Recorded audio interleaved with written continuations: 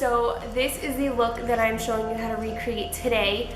I have like a half human face, half skull. I really like the way that this came out. It looks so sick. It does involve a lot of patience and a lot of time. So please be patient with it if you want it to come out looking really good. So if you'd like to learn how to get this look, then please keep watching. So I'm going to start out with my liquid latex, and I'm going to be making the line down my entire face, down my neck, and also down half of my chest.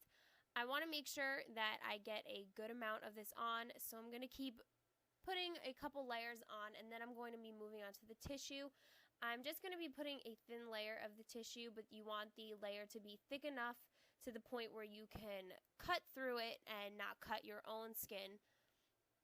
So I'm just layering the tissue on and then placing the latex right on top.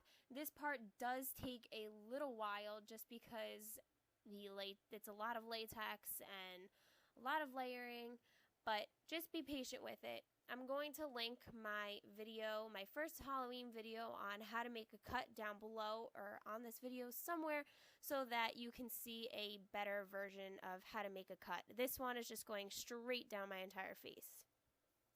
After placing all the tissue on, I'm just going to be putting a even bigger glob of latex all over that big line, and then while I'm waiting for it to dry, I'm going to be using this glue stick, and this is a washable glue stick. I'm just going to be using that on one side of my face for the side that I'm making the skull, and I'm putting it all over my eyebrow, and then I'm using the back of a brush to push it down.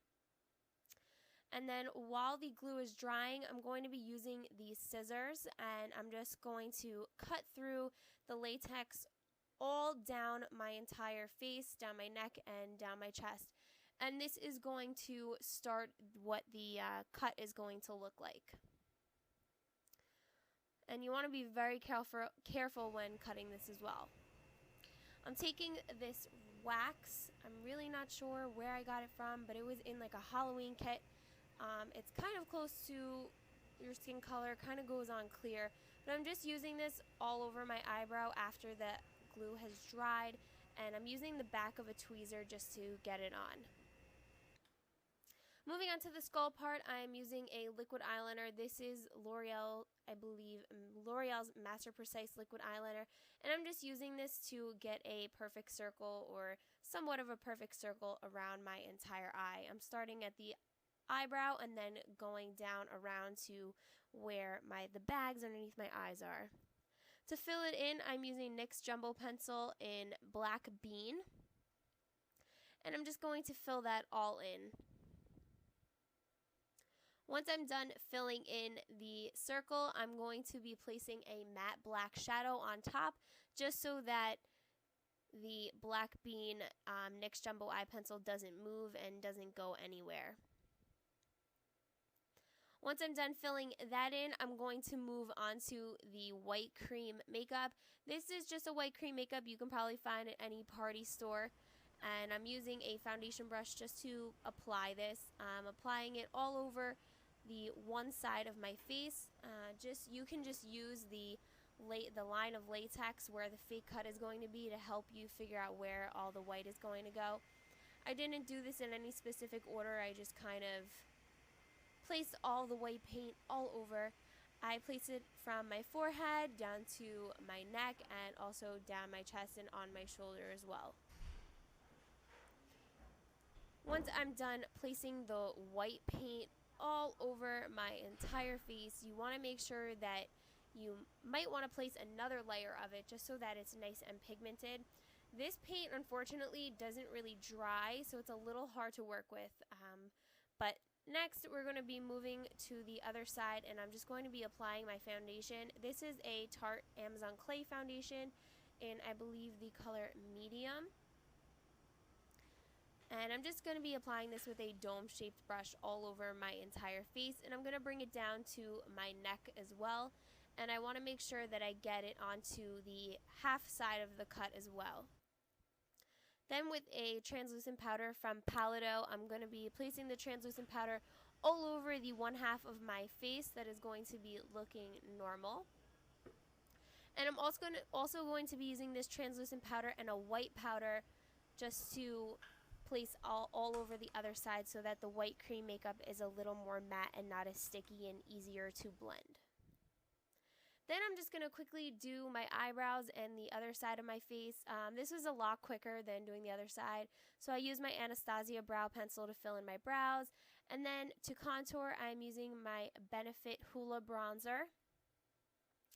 And then after I contour with my Hoola bronzer in my cheeks, under my neck, down my neck, also on my forehead and down my nose, I'm going to be taking a MAC blush in Desert Rose, and I'm just going to be placing this at the highest part of my cheekbone and blending that into my Hoola bronzer. Then for the eyes, I just used the Lorac Pro Palette. I'm using a very shimmery color on the eyelid, and then I'm just blending some dark browns in the crease. And then I'm going to line my eyes with the liquid eyeliner I used before, which is the Master Precise from L'Oreal. And then I'm using L'Oreal's Telescopic Mascara on the eye as well. For the lips, for some reason, it didn't really film that well. I completely forgot what these colors are called, but I'll link them down below in all of the products, or I will put them down below. But I just filled in my lips and I made them red.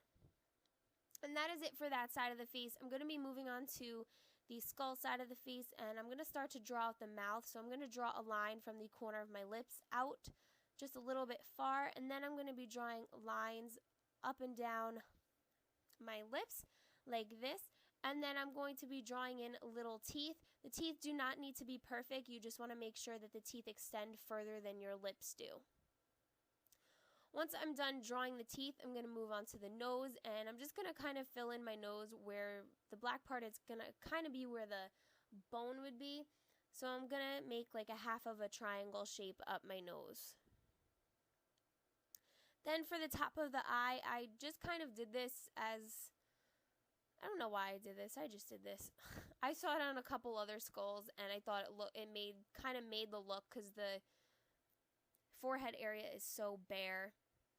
But moving on down back to the mouth, I know I jump around, but I'm just going to kind of make a couple shapes. This isn't really what the bones in your face look like. I kind of just went by a couple pictures and mixed it all together. And you know what? Honestly, it came out good to me.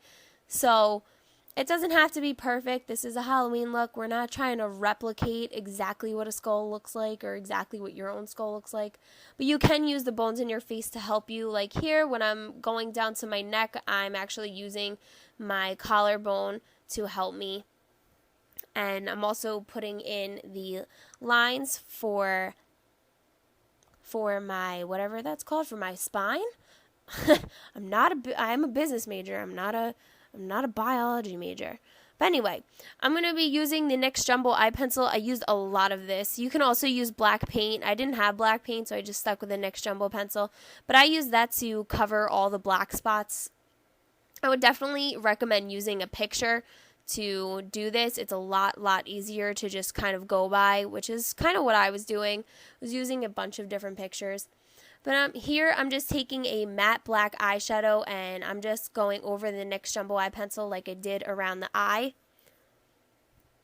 And then I'm just using the black shadow again to just round out the bones on my chest. And once I've finished rounding out both of the bones on my chest, I'm going to be using 3 different colors to kind of contour and shade in around my face. I'm using this gray. I'm also using a matte white, and I'm also using a matte black, and these are all from the BH Cosmetics 120 color palette, the 2nd edition. So first I'm going to take a black, and I'm just going to shade around the teeth so that they look like they're a little more embedded in my mouth. And once I'm done shading with the teeth, I'm going to go ahead and kind of extend the lines around the teeth as well. And then I'm going to take the gray and I'm just going to shade in the areas that are very close to each other. So in all of these areas, I just decided to shade a little bit so that it looks a little more realistic.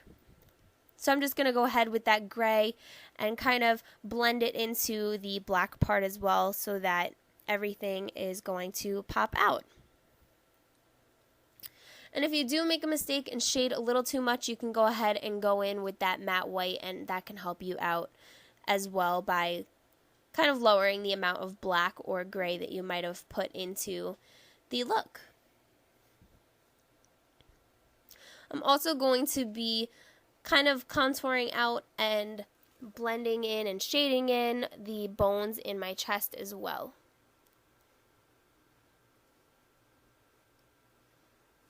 Once I've done blending all of those things in, I do go back into the black and the white a little bit just to kind of fix it somewhat.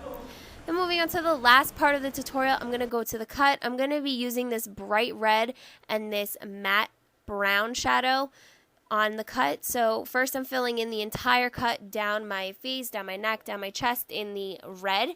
And then I'm going to go back into, after I finished all the red, because I'm still doing it. Takes a very long time. But once I'm done filling in the cut with all of the red, I'm going to go back to the BH Cosmetics palette and use a dark brown. And the dark brown mixed with the red is going to give the cut a little more depth. So I'm just going to be adding the brown around the cuts. And then once I'm done giving the cut a little more depth and making it look real, I'm going to use my bottle of blood. So I'm going to be taking my fake blood and I'm just going to be filling in the entire cut with the fake blood.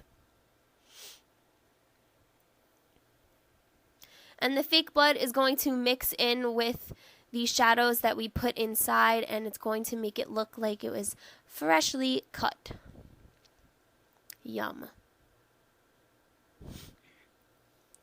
Once I'm done filling in the cut, I'm just going to kind of drip the blood everywhere, kind of, just to make it look a little more gory than it does with just the cut going down. So I'm going to kind of splatter a little blood on the boring side. And then you are all finished. Thank you so much for watching. I hope you enjoyed this tutorial, and stay tuned for my other videos of my 13 days of Halloween. Bye!